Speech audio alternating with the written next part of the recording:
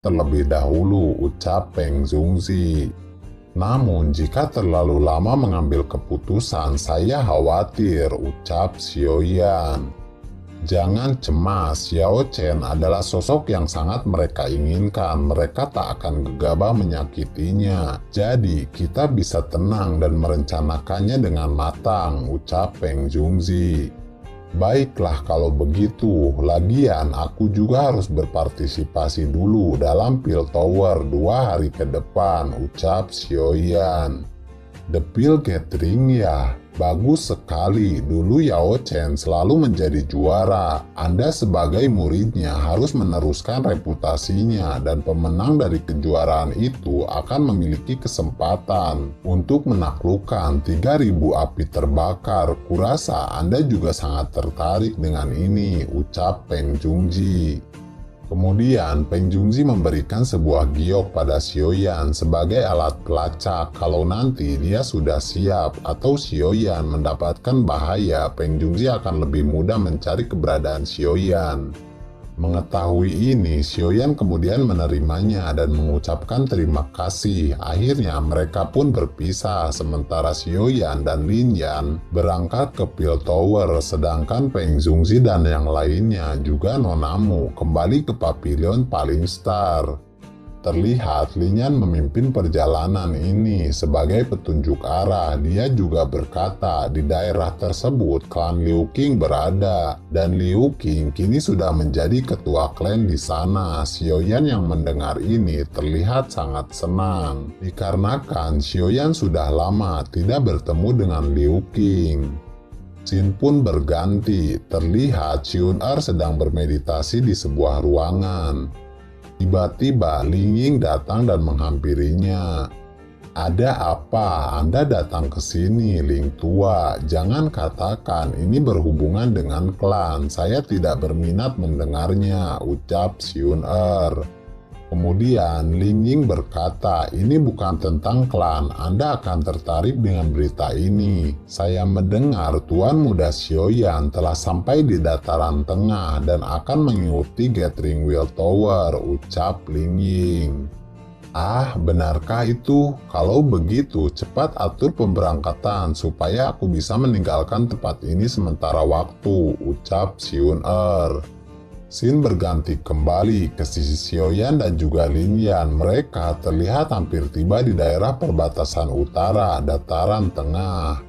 Terlihat Lin Yan menjelaskan kalau mereka memaksakan terbang ke wilayah Piltover, mereka akan menghabiskan waktu sampai 2 hingga 3 bulan. Jadi alangkah baiknya kita masuk ke jalan cacing karena dengan itu hanya akan menghabiskan waktu setengahnya, ucap Lin Yan.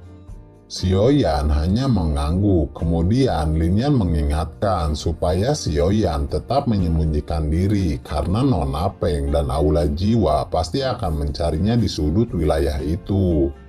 Xiaoyan kembali mengangguk karena ini memang yang terbaik untuknya. Lalu mereka akhirnya tiba di kota Sky Maple City dan menuju jalan cacing yang ada di sana. Kemudian mereka segera memasuki lubang cacing tersebut, dan di dalam lubang cacing tersebut, Xiaoyan terlihat mengisi waktu luangnya sambil menunggu dengan berlatih untuk menyempurnakan api bintang. Setelah waktu berjalan beberapa minggu, mereka akhirnya keluar dari jalan cacing tersebut dan sampai di kota Tianhuang, wilayah dataran tengah. Apakah ini tempat Piltover? Tanya Xiaoyan. Bukan, Piltover berada di wilayah tengah dataran tengah, ucap Lin Yan. Apa? Masih ada wilayah tengah di dataran tengah, ucap Xiaoyan. Ya, tentu saja. Di sini wilayah terbesar, jadi tidak heran dari satu tempat ke tempat lainnya sangat jauh, meskipun berada di satu wilayah yang sama. Dan paksi-paksi besar kebanyakan berada di sini, jadi pantas ini menjadi wilayah terbesar di dataran tengah ini, ucap Lin Yan. Ah, seperti itu ya. Kemudian Xiaoyan bergumam, sepertinya saya harus mampir ke paksi Burning Flame Valley untuk mendapatkan beberapa perubahan selanjutnya dari Tri Misterius Cheng. Lalu Xiaoyan bertanya kembali, seberapa jauh bell tower dari tempat ini? Tanya Xiaoyan. Sangat jauh, namun Anda jangan khawatir, banyak jalan cacing jarak pendek. Kita akan sampai kurang lebih 6 hari untuk ke sana, ucap Lin Yan. Kemudian Lin Yan berkata kembali, kita juga akan melewati kota Tianhuang dan di sana klan Liu Qing berada. Jika Anda punya waktu, kita bisa mampir terlebih dahulu, ucap Lin Yan. Ide yang sangat bagus, saya juga ingin melihatnya. Sudah lama kita tidak bertemu, ucap Xiaoyan. Waktu berlalu, akhirnya mereka tiba di kota Tianhuang. Apakah ini kota yang kau maksud? Tanya Xiaoyan. Ya, Anda benar. Namun ingat ini, di sini adalah wilayah lembah api terbakar. Anda jangan sampai menggunakan jurus Tri Misterius Cheng Anda di sini. Karena jika mereka mengetahui, kemungkinan terbesar ini akan menjadi masalah. Mereka takkan senang jika jurus paksi mereka dikuasai oleh orang lain, ucap Lin Yan. Xiaoyan terlihat tersenyum dan mengangguk. Ayo, kita harus segera menemui Liu Qing. Di daerah ini juga seharusnya jalan cacing dipegang olehnya, ucap Lin Yan. Namun, setibanya mereka di tengah kota, mereka melihat banyak sekali prajurit yang berkumpul. Kemudian Lin Yan bertanya, Kisana, bolehkah saya tahu mengapa penjagaan begitu ketat di siang hari seperti ini? Tanya Lin Yan. Ah, kurasa Kisana orang luar ya. Di sini sedang ada perebutan kekuasaan tentang siapa yang akan menguasai jalan cacing di kota ini. Dan klan yang bersaing adalah klan Liu dan klan Chen, ucap pria tersebut. Sementara itu, di sisi lain terlihat dua orang sedang berhadapan. Chen Yao, jalan cacing tahun ini harusnya menjadi hak dari klan kami. Mengapa Anda mengganggunya? Ucap Liu Qing. Dan di samping Liu Qing terlihat ada Liu Pei yang semakin bahenol saja. Chen Yao terlihat tertawa dan berkata, Liu Qing, Anda lebih muda daripada saya. Seharusnya Anda berbicara sopan kepada saya, ucap Chen Yao. Dan di sela-sela perbincangan mereka, sosok yang sangat kuat tiba-tiba datang. Itu adalah tetua dari lembah api terbakar. Dia kemudian berkata, berhenti berdebat, untuk tahun ini sudah diputuskan. Klan yang bisa menemukan alkemis hebat, maka dia berhak mengelola jalan cacing tahun ini. Kalian semua tak akan bisa membantah. Ini perintah dari ketua lembah api terbakar langsung. Beliau membutuhkan seorang alkemis hebat untuk membantunya, ucap Penatua Cihu. Kemudian Penatua Cihu berkata kembali, karena sekarang klan Chen bisa menemukan alkemis tingkat 6, maka klan Chen diberikan hadiah untuk mengelola jalan cacing tahun ini, ucap Penatua Cihu. Namun, jika Anda secepatnya bisa menemukan alkemis yang jauh lebih baik, kami akan memberikan kembali haknya kepada klan Liu. Bahkan akan digandakan menjadi 3 tahun, ucap Cihu. Mendengar ini, Liu Qing sangat kaget. Kemudian dia berkata, apa alkemis tingkat 6, Penatua Ci? Bisakah Anda memberi kami waktu sebentar? Kami akan mendiskusikannya, ucap Liu Qing. Ah, pria tua sialan ini, sepertinya dia telah disogok oleh klan Chen, ucap Liu Pei. Diam, jangan bicara sembarangan, ucap Liu Qing. Lalu, kita harus bagaimana sekarang, ketua? Ucap anggota klan Liu. Di saat Liu Qing berdiskusi, tiba-tiba Chen Yao berkata, sudahlah, kalian jangan buang-buang waktu, segera pergilah dari sini, ucap Chen Yao. Anda benar-benar menggunakan teknik yang licik. Terlihat kemudian Liu Qing menyuruh yang lainnya kembali karena tak ada pilihan lain selain untuk kembali. Ketika Liu Qing akan pergi, Lin Yan berteriak, Anda cepat sekali menyerah, ucap Lin Yan.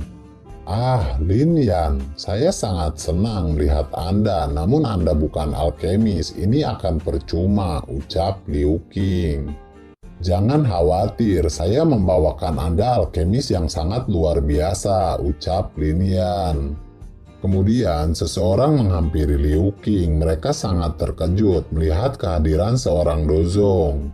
Kemudian Xiaoyan berkata, "Lama tak bertemu, bagaimana kabar Anda, Liu Qing?" tanya Xiaoyan. Mendengar suara yang akrab, kemudian Liu Qing berkata, "Ah, bukankah kamu Xiaoyan?" tanya Liu Qing. "Apa itu benar-benar Xiaoyan?" ucap Liu Pei yang langsung maju ke depan.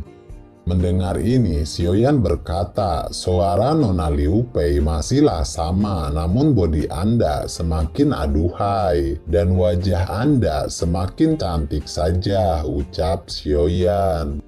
Kemudian Xiaoyan menghampiri Liu Qing. Dia berkata, "7 bintang Do Huang, Anda lebih baik dari Lin Yan sekarang," ucap Xiaoyan. "Ah, tidak terduga, Anda bahkan sudah ke tingkatan dozong," ucap Liu Qing. "Saya hanya beruntung," ucap Xiaoyan. Kemudian terlihat Liu Qing mulai menceritakan permasalahan kliennya kepada Xiaoyan. Setelah mengetahuinya, Xiaoyan kemudian menghampiri penatua Cihu. Lalu Xiaoyan berkata, "Klan Liu belum menyerah, kini mereka mempunyai seorang alkemis dan itu saya," ucap Xiaoyan. Penatua Cihu terlihat sedikit tertegun melihat seorang pemuda yang sudah menembus peringkat dozong. Dengan nada sedikit sobar, dia berkata, "Jika Anda bisa mengalahkan alkemis dari klan Chen, saya akan memberikan lagi hak jalan cacing pada klan Liu." Sementara itu, di samping Chen Yao, sosok alkemis tingkat 6 maju. Dia bernama Zhen Xiu.